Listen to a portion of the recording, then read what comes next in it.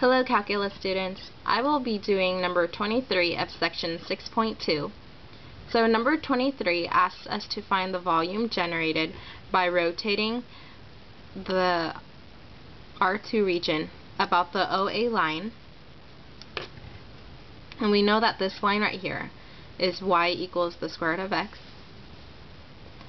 So we reflect the R2 region about the OA line, and then we draw the washer.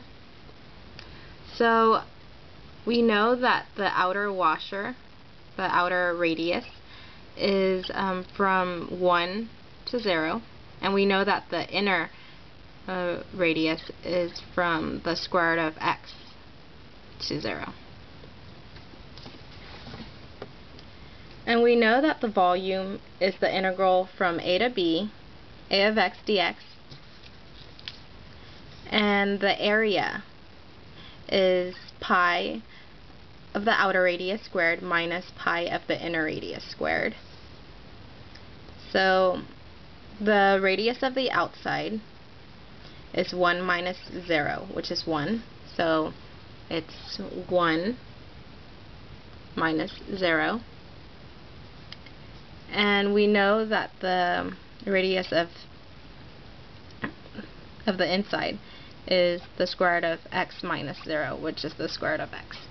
So it's from here, the square root of x minus 0.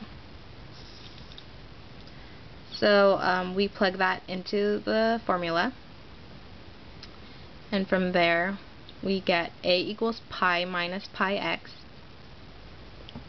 and we plug it into the volume formula.